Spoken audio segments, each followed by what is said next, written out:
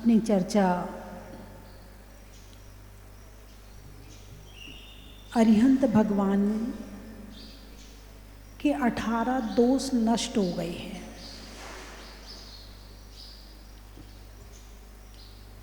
और संसारियों में पूरे 18 दोष हैं। चर्चा चल रही है बीमारी पर। अरिहंत भगवान के शरीर में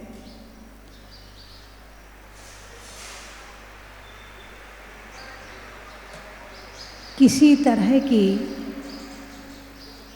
कोई बीमारी नहीं होती है, उन्हें रोग नहीं होता है। क्यों नहीं होता है? क्योंकि असाता वेदनीय बिल्कुल ढीला पड़ गया है। मोहिनी कर्म नष्ट हो गया है।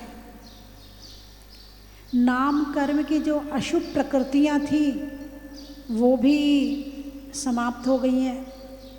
इसलिए भगवान का जो रोग है, बीमारी है, वो पैदा होने की संभावना भी नहीं है। भाई आज आप स्वस्थ हो, लेकिन जिंदगी भर स्वस्थ रहोगे इस बात की कोई गारंटी है क्या? नहीं है। लेकिन गारंटी अरिहंत भगवान की है कि अब उनके शरीर में किसी तरह की कोई बीमारी पैदा होगी ही नहीं। और बीमारी पैदा हो जाए तो क्या करते हो?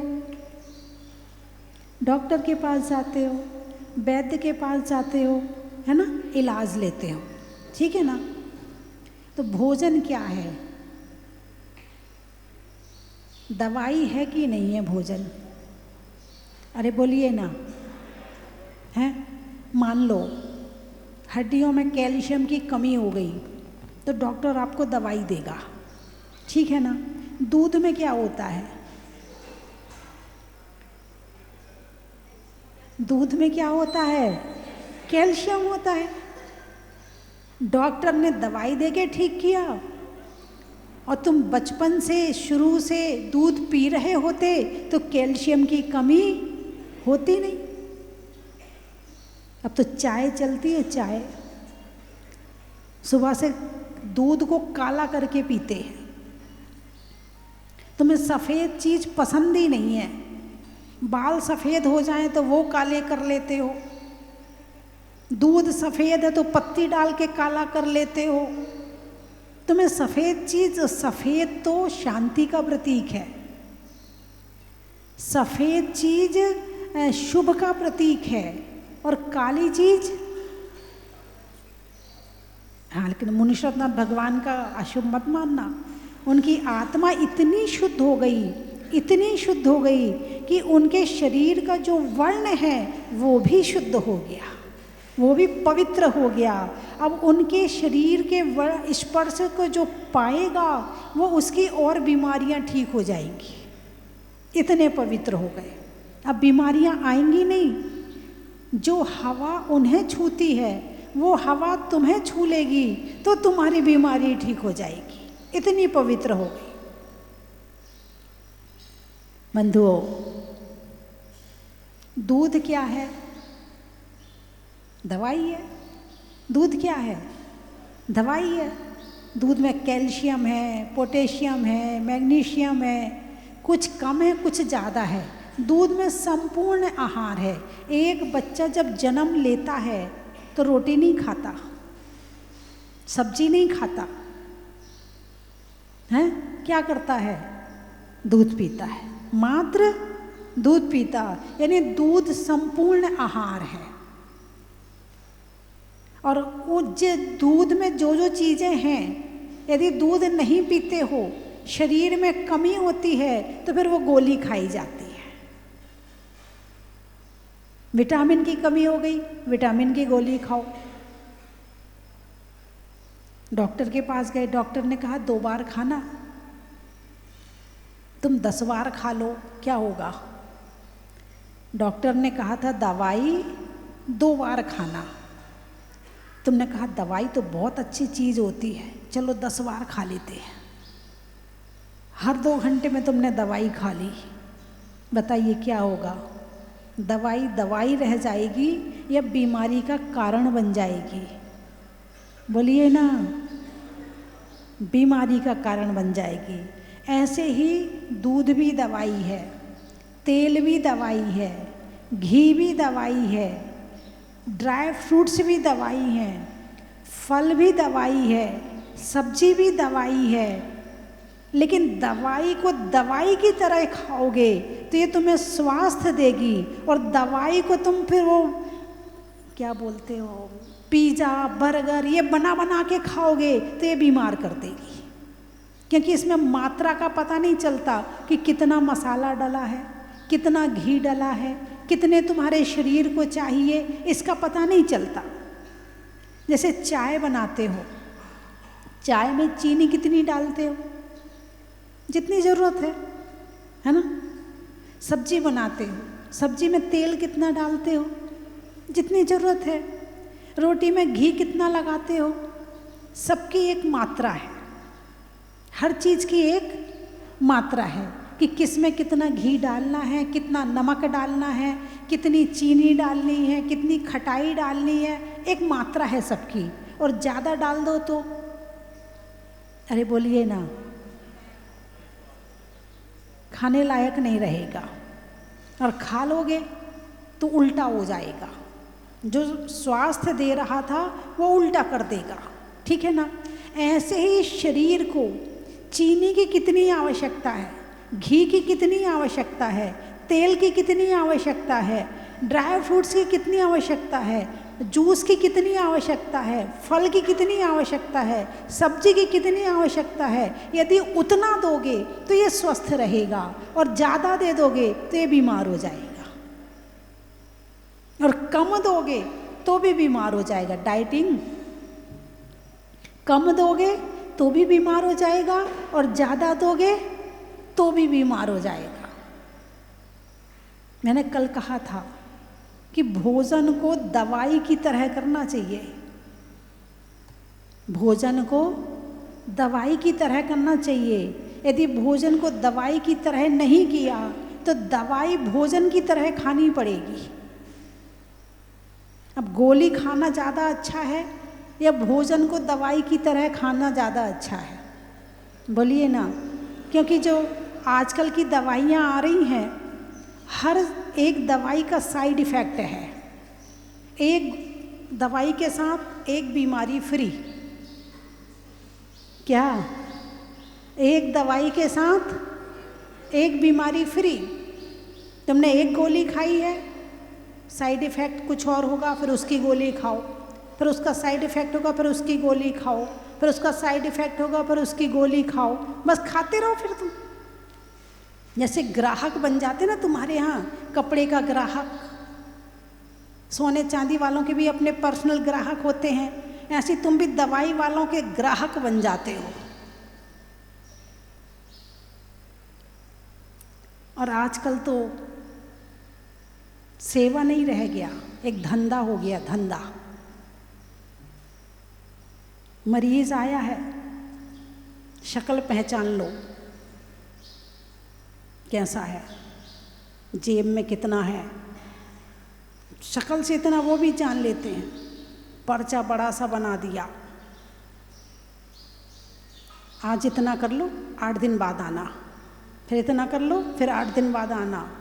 जो चीज़ तुम्हारे घर की चीज़ों से बीमारी ठीक हो सकती थी, उसके लिए तुम डॉक्टर के चक्कर लगा रहे हो। जैसे छोटा बच्चा होता है, पहले के समय में छोटे बच्चे को जुकाम हो जाए, उसकी पसली चलने लगती थी, तो माँ क्या करती थी, घर में वो जायफल होता था ना, जायफल है, जायफल को उसने घिसा, चम्मच में दूध के साथ में घिसा, चम्मच में लिया, दिन में 2-3 बार पिला दिया, ठीक।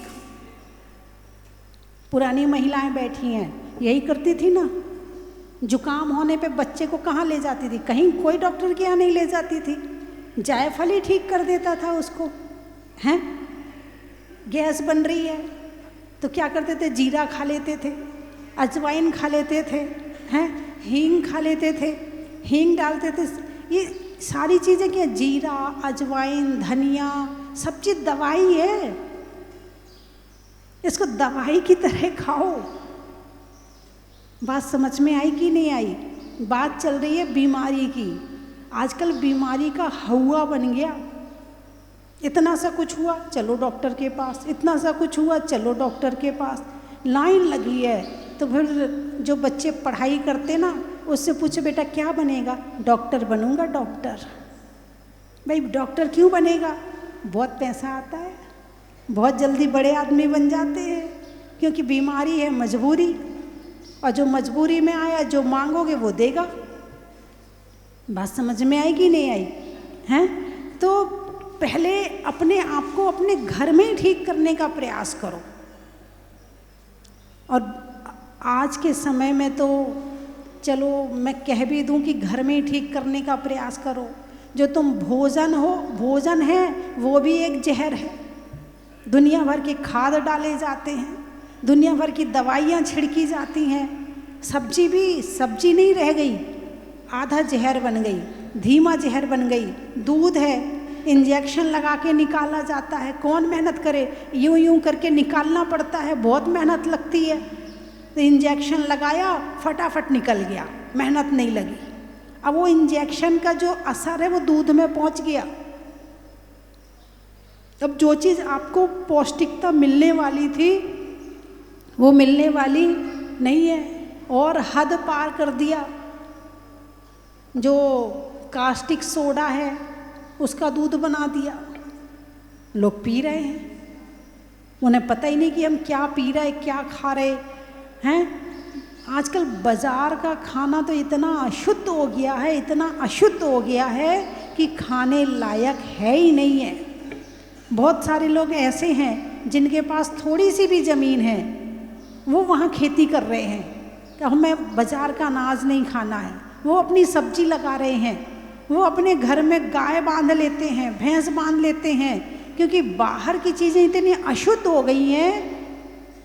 लेकिन अब जिनके जो फ्लैट सिस्टम में रहते हैं वो क्या करे बेचारे? क्या वो गाय को फ्लैट पे थोड़ी ले जाएगा? हैं? वहाँ सब्जी थोड़ी उगाएगा वहाँ। अब क्योंकि खेत बेच के फ्लैट खरीद रहे हैं, क्या? हाँ या ना? और फ्लैट खरीदने के बाद ऐसी फीलिंग आती है, ऐसी फीलिंग आती है जैसे स्वर्ग खरीद लिया हो, इस स्वर्ग में पहुंच गए, ऐसी फीलिंग आती। वो कबूतर खाना, जैसे कबूतर खाने के लिए दड़बा बनाए जाते ना, एक एक डिब्बा बना देते हैं, ऐसे एक एक दो तीन कमरों के एक डिब्बा बना दिया, जाओ रहो अपने फ्लैट में। जहाँ ना हवा है, जरा सा कुछ हो जाए तो पानी का पता नहीं, भूकंप आ जाए तो तुम नीचे नहीं आ सकते हो। अभी आपने देखा वो फ्लैट कैसे गिर रहे थे, बाढ़ आई, भूकंप आए, कैसे गिरे फ्लैट, खेल खिलौनों की तरह गिर गए। लोगों को नीचे उतरने का मौका भी नहीं मिला, मैदान में आने तक का मौका नहीं मिला। बंधुओं, सही मकान में रहना भी एक दवाई है। क्या? सही मकान में रहना भी एक दवाई है। हवा भी एक दवाई है, शुद्ध हवा भी एक दवाई है। खुले स्थान पर रहना भी एक दवाई है। यानी कि जो वातावरण है ना, वो सब चीज़ मिलाकर दवाई का काम करता है, जो हमारे शरीर को स्वस्थ रखता है। पहले के समय में गांव में, पूरे गांव में एक वैद्य होता था और पीढ़ियों से वैद्य होते थे, है ना। ज़्यादा हुआ तो वैद्य जी के पास चले गए, वैद्य जी ने अपनी एक छोटी सी दवाई दे दी, 2 दिन में ठीक हो गए। यही होता था। अब तो गली हर मोहल्ले में हॉस्पिटल है। और वैद्य जी भी क्या करते थे, जड़ी बूटी लेकर आए, कूटा, उसकी गोली बनाए, डिब्बे में भर के रख ली। और वो जो जड़ी बूटी कूट कर लाए थे, वो जो गोली बनाई थी, उसको दे दी। तो वो भी नेचुरल, तुम भी नेचुरल, भोजन भी नेचुरल, सारी चीज़ें नेचुरल थी। और अब हर चीज एआई है। क्या है? अरे बोलिए ना, तुम्हारा मोबाइल एआई, तुम्हारा भोजन एआई, तुम्हारे कपड़े एआई, तुम्हारी ज्वेलरी को कहते ना आर्टिफिशियल है, कहते कि नहीं कहते हो? तुम्हारी ज्वेलरी एआई, तुम्हारे विचार, तुम्हारी मुस्कुराहट, वो भी एआई है। ओरिजिनल कुछ बचा ही नहीं है, हैं? और जहाँ नकली होगा वहाँ नकली होना ही एक बीमारी है। क्या? नकली होना ही। भोजन करने बैठा तो भोजन नकली निकला, भोजन करने बैठा तो भोजन नकली निकला, दूध पीने बैठा तो दूध नकली निकला, दुनिया से परेशान होके जहर खा के सोया और सुबह सो के उठा तो जहर भी नकली निकला। और इस खुशी में कि मैं बच गया, इस खुशी में मैं मिठाई लेकर आया और मिठाई खाई तो मर गया।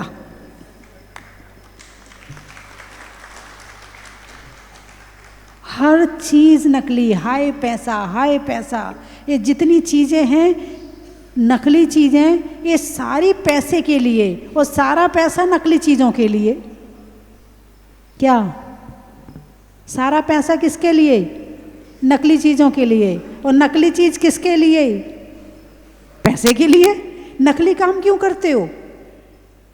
बोलिए ना, पैसे के लिए। और पैसा किस चीज़ के लिए?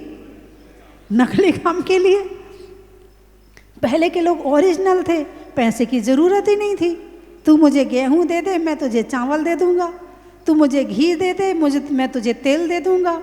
तू मुझे दाल दे दे, मैं तुझे ये दे दूंगा। लोग आपस में विनिमय कहते थे इसको, विनिमय, वस्तु विनिमय पर ही पूरा देश चल रहा था। और अब जब से नोट आया है सबके दिमाग खराब हो गए, सबके दिमाग खराब हो गए। और जब से ये मशीनें आई हैं, इन मशीनों ने तो आदमी को बेकार कर दिया है, बिल्कुल एआई बना दिया है। अब तो क्या रोबोट आ रहे हैं, आ रहे नहीं आ रहे? यहाँ पहले कंप्यूटर आए थे तो बैंकों से बहुत लोगों को निकाला, बहुत लोगों को ऑफिसों से निकाला। अब रोबोट आ रहे हैं, अब और तुम बेकार होने वाले हो। जितने ये नौकरी के चक्कर में है ना, जॉब के चक्कर में आ रहा है रोबोट, तुम्हारी नौकरी खतरे में है। तैयारी कर लो पहले से, वरना जब नौकरी छूटेगी तो फिर बड़ी दिक्कत आएगी। इसलिए तैयारी कर लो पहले से। जो जॉब के चक्कर में पागल हुए फिर रहे हैं, और पूना और बेंगलोर और में लड़की हो चाहे लड़के, सारे जॉब के चक्कर में हैं। ये आ रहा है रोबोट। अब तुम्हारी छुट्टी होने वाली है। एआई को पसंद करते हो ना, आ रहा है एआई, और इतनी तरह से आएगा कि ओरिजिनली ख़त्म हो जाएगा। पता ही नहीं, ओरिजिनल बेकार, जो कुछ है सब एआई बस। बंधुओं, तुम्हारी बुद्धि भी खत्म होने वाली है। क्यों? ज्योतिषी का धंधा खत्म होने वाला है। क्यों? अरे बोलिए ना, कंप्यूटर बना के बिठा दिए हैं। अब जो बताएगा वो, तुम तो नाटक कर सकते हो, वो नाटक नहीं करेगा। हैं? तुम कहोगे कल आना कल बताऊंगा, परसों आना परसों बताऊंगा, इतने रुपए दो तो बताऊंगा, ऐसा करो वो तो बताऊंगा। वो कंप्यूटर तो कहेगा अभी बताता हूँ। तुम्हारे ज्योतिष, वास्तु, सबके कंप्यूटर आने वाले, सबके रोबोट आने वाले हैं। अब तुम्हारा सारा धंधा जो अभी तक कर रहे थे ना, वो सब पे तुम्हारी आंच आने वाली है। तुम्हारे पास एक चीज बचेगी। कौन सी चीज? टेंशन। क्या बचेगी? टेंशन। फिर टेंशन करके क्या होगी? बीमारी। फिर बीमारी क्या होगी? फिर दवाई, फिर डॉक्टर के पास। यही सर्कल चलता रहेगा। तो अपने जीवन में धर्म को स्थान दो। यदि तुम्हें कहीं किसी चीज से कोई बचाएगा तो वो है धर्म। तो धर्म है। तुम्हें डिप्रेशन से बचाएगा तो धर्म है, और तुम्हें दुनिया भर की लड़ाई झगड़े से बचाएगा तो धर्म है, तुम्हें संतोषी बनाएगा तो धर्म है, तुम्हें धर्म हर चीज में सहयोग करेगा। जितने धर्म पहले के लोग करते थे, आने वाले समय में इतने धर्म की जरूरत लोगों को पड़ेगी। क्यों? क्योंकि टेंशन का जमाना आ गया है। किसका जमाना आ गया? टेंशन का जमाना। वो छोटा सा बच्चा, मुझे बहुत टेंशन हो रही है, इतने इतने से बच्चे, मुझे बहुत, पहले तो बड़े हो जाते थे, टेंशन नाम की चीज का पता ही नहीं चलता था टेंशन होती क्या है। अरे बोलिए ना, पता चलता था? कभी बच्चों ने कहा कि टेंशन हो रही है? और आजकल के बच्चे, मुझे बहुत टेंशन हो रही है, मेरा होमवर्क नहीं हुआ, मुझे बहुत टेंशन हो रही है, मैंने ये नहीं किया, मुझे बहुत टेंशन हो रही, मेरी मम्मी ने मुझे डांटा, मुझे बहुत टेंशन हो रही है। अरे बोलिए ना, कौन सा जमाना आ रहा है? टेंशन का जमाना आ रहा है। इस टेंशन से राहत दिलाने वाला, इस डिप्रेशन से दूर करने वाला, इस स्वास्थ्य को ठीक करने वाला अब यदि कोई सहारा बचा है तो इन मशीनों को छोड़ करके केवल धर्म सहारा बचा है। और तुमने उसका सहारा नहीं लिया, या तो धर्म का सहारा ले लो, वरना व्यसन में चले जाओगे। क्योंकि टेंशन से दूर होने के लिए कुछ ना कुछ तो करोगे, खाली तो बैठोगे नहीं। और जब खाली नहीं बैठोगे तो सबसे सस्ता रास्ता दिखता है, शराब P low, cigarette P low, और इससे बड़े बड़े नशे हैं वो कर लो, और थोड़े दिन के लिए धुत होके पड़ जाओ। बस तुम्हें टेंशन करने का ये सरल सा रास्ता नजर आता है। ये रास्ता नहीं है, रास्ता है धर्म का, जो स्थायी जड़ से टेंशन ठीक करता है। उन शराब और सिगरेट के नशे में तुम्हारा पूरा शरीर खराब हो जाएगा, लेकिन यदि धर्म का सहारा ले लिया तो तुम्हारा शरीर भी स्वस्थ रहेगा, तुम्हारा मन भी स्वस्थ रहेगा, तुम्हारी आत्मा भी स्वस्थ रहेगी, तुम्हारा ये जीवन भी स्वस्थ रहेगा, और तुम्हारा अगला जन्म भी स्वस्थ रहेगा।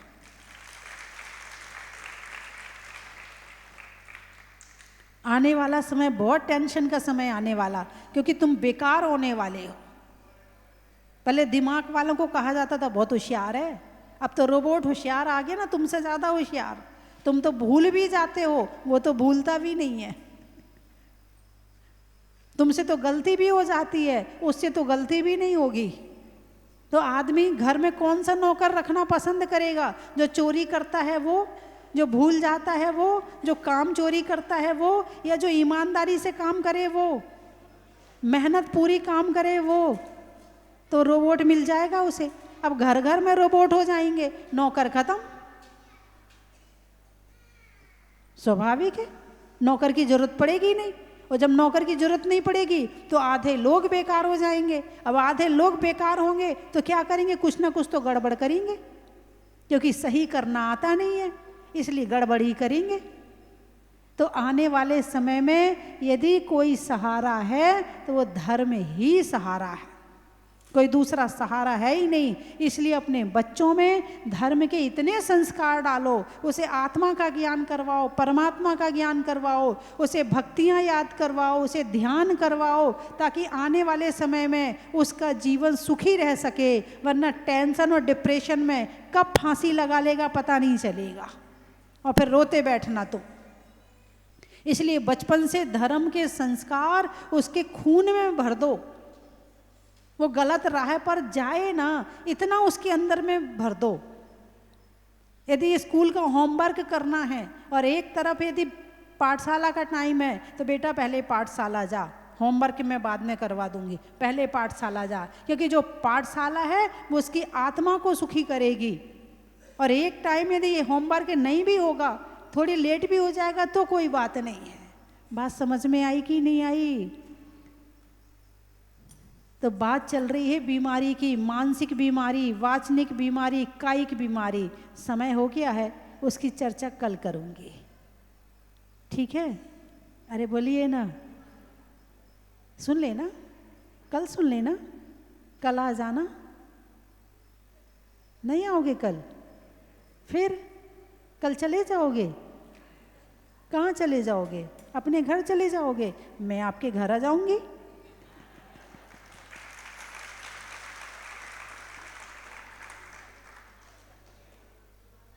मोबाइल में आ जाऊंगी, सुन लेना आप, है ना। तो कल बताऊंगी मैं आपको कि कायिक बीमारी जो चर्चा चल रही है, वाचनिक बीमारी और मानसिक बीमारी, ये तीनों क्या है, मन क्या है, वचन क्या है, काया क्या है और बीमारी क्या है। और जब अरिहंत भगवान ने अपनी आत्मा को इतना शुद्ध किया, इतना पवित्र किया, इतना पवित्र किया कि 4 घातिया कर्मों का नाश हो गया। अब उनके ना उनकी मानसिक बीमारी बची, ना उनकी वाचनिक बीमारी बची और ना उनकी कायिक बीमारी बची। अब वो पूर्ण स्वस्थ है। क्या है अब वो? पूर्ण स्वस्थ है, पूर्ण स्वस्थ। स्वस्थ का मतलब जानते हो? कल बताया था मैंने, आपने सुना था कि नहीं सुना था? नहीं सुना? चलिए आज फिर बता देती। स्वा यानी आत्मा, अस्थ यानी स्थित रहना। जो अपनी आत्मा में स्थित है वो स्वस्थ है, और जो आत्मा से बाहर दुनिया में भटक रहा, भटकती आत्मा है, वो अस्वस्थ है। बीमारी कहाँ से आती है? बाहर से आती कि अंदर से आती? बाहर से आती। कहाँ से आती है? बाहर से आती। तो बाहर जाने वाला अस्वस्थ और आत्मा के ध्यान में रहने वाला स्वस्थ। स्वस्थ की कितनी अच्छी परिभाषा है। तो क्या ठीक करना है? आत्मा को ठीक करना है कि शरीर को ठीक करना है? आत्मा को ठीक करेंगे, शरीर अपने आप ठीक हो जाएगा। आत्मा को खराब करेंगे, शरीर अपने आप खराब हो जाएगा। कंप्यूटर में जो चीज़ गड़बड़ होगी, प्रिंट आउट वैसे ही निकलेगा। अरे बोलिए ना, हैं? कंप्यूटर में जो बनाया प्रिंट आउट वही तो निकलेगा। तो हमने कर्म जैसे किए हैं तो ये शरीर वैसे ही तो होगा। आत्मा क्या है? कंप्यूटर है। और शरीर क्या है? उसमें जो लगे हुए कर्म है उसका प्रिंट आउट है। तो मैं ऐसा हूं, मैं वैसा हूं, इसने ऐसा कर दिया, उसने वैसा ना। जैसा सॉफ्टवेयर वैसा हार्डवेयर, है ना। चलिए मैं 3 चीजें बोलूंगी, आपको कहना बड़ा ही। बटन में काज का, जीवन में राज का और बीमारी के सही इलाज का बड़ा ही महत्व है। बरसात में काई का, घर में ताई का और नहीं होने में एआई का बड़ा ही महत्व है। कहाँ कहाँ से आए हैं? अकोला। छोड़ने में कोको कोला का, चढ़ाने में गोला का और आने वालों में अकोला का। बड़ा ही महत्व है। बिलासपुर। गाने में सुर का, नृत्य में नुपुर का, आने वालों में बिलासपुर का। बड़ा ही महत्व है। और रायपुर का। बड़ा ही महत्व है। प्रभु की मूरत का, मनुष्यों की जरूरत का और आने वालों में सूरत का। बड़ा ही महत्व है। गाने में गला का, करने में भला का और आने वालों में सांपला का। बड़ा ही महत्व है। क्या? पटेरा। अच्छा अच्छा। होने में सवेरा का, धरती पर कसेरा का और आने वालों में पटेरा का। बड़ा ही महत्व है। छोड़ने में मोह का, गाने में आरोह अवरोह का और आने वालों में दमोह का। बड़ा ही महत्व है। उमरी। अच्छा। स्वर्ग में परी का, बैठने में दरी का और आने वालों में उमरी का। बड़ा ही महत्व है। खंडवा। बेसन में रवा का, बीमार में दवा का और आने वालों में खंडवा का। बड़ा ही महत्व है। देवली। फूल में कली का, तपस्या में बाहुबली का, आने वालों में देवली का। बड़ा ही महत्व है। बलोत्रा। बड़ौदा। घर में दादा का, करने में बादा का, आने वालों में बड़ौदा का, बड़ा ही महत्व है। होने में गदगद का, होने में गदगद का, सरस्वती मंत्र में बदवद का और आने वालों में सनावद का, बड़ा ही महत्व है। कोटड़ी, भोजन में बड़ी का, बूढ़ों में छड़ी का, आने वालों में कोटड़ी का, बड़ा ही महत्व है। खेत में धान का, शादी में पान का और आज ज्ञान जी के विधान का, बड़ा ही महत्व है। जोर से बोलो। पन्ना, पटना, बंडा, अच्छा, गांव में कंडा का, शिखर पे झंडा का और आने वालों में बंडा का, बड़ा ही महत्व है। विजयनगर, पानी में मगर का, चलने में डगर का, आने वालों में विजयनगर का, बड़ा ही महत्व है। बड़वाह, अच्छा, दर्द में आह का, दर्द में आह का, गोत्र में शाह का और आने वालों में बड़वाह का, बड़ा ही महत्व है। खाखड़, अच्छा, नहीं करने में बड़बड़ का और नहीं करने में गड़बड़ का और आने वालों में खाकड़ का, बड़ा ही महत्व है। सांवला, बीट, सांवला, पीठ, पीठ, अच्छा, एग्जाम में नीट का, होने में जीत का और आने वालों में पीठ का, बोल दिया। सांवला,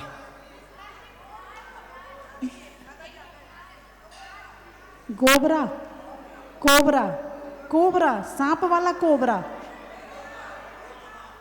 कोतमा, अच्छा, रात्रि में क्षमा का, पैसों में जमा का और आने वालों में कोतमा का, बड़ा ही महत्व है। अच्छा, अंगुली में रिंग का, बिल्डिंग में विंग का और आने वालों में टोड़ा राय सिंह का, बड़ा ही महत्व है। आटड़ी, आतड़ी, अच्छा, भोजन में बड़ी का, बूढ़ों में छड़ी का और आने वालों में आतड़ी का, बड़ा ही महत्व है। बुढ़ार, अच्छा, शास्त्रों में समय सार का, सप्ताह में वार का और आने वालों में बुढ़ार का, बड़ा ही महत्व है। रोटी में घी का, गर्मी में शिकंजी का और आने वालों में केसरिया जी का, बड़ा ही महत्व है। खुरई, अच्छा, महीनों में मई का, रजाई में रुई का और आने वालों में खुरई का, बड़ा ही महत्व है। बोल दिया। अभी बैठे रहेंगे, बैठे रहेंगे, 5 मिनट बैठे रहेंगे। शाहपुरा, अच्छा, रहने के लिए धरा का, शतियों में अनंग सरा का और आने वालों में शाहपुरा का, हरते हो काष्ट नाथ तुम्हें नमस्कार है, हरते हो काष्ट नाथ तुम्हें नमस्कार है, गणधर के बने ईश तुम्हें नमस्कार है, मुनियों के महाईश तुम्हें नमस्कार है। चलो स्वस्ति धाम, आओ स्वस्ति धाम, चलो स्वस्ति धाम, चलो स्वस्ति धाम, चलो स्वस्ति धाम, आओ स्वस्ति धाम, चलो स्वस्ति धाम। स्वस्ति धाम मुझे जाना है, मन में है ये धारणा, स्वस्ति धाम मुझे जाना है, मन में है ये धारणा, विश्व तीर्थंकर की मूरत हो।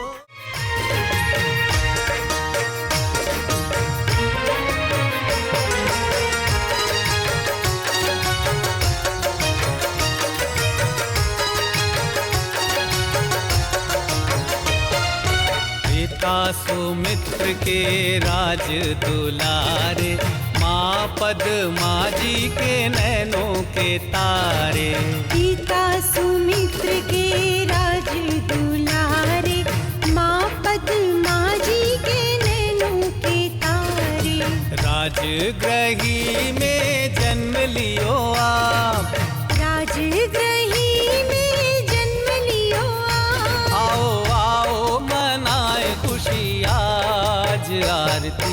भगवन की। आओ आओ करे रे गुणगान, आरती भगवन की। आओ आओ करे रे गुण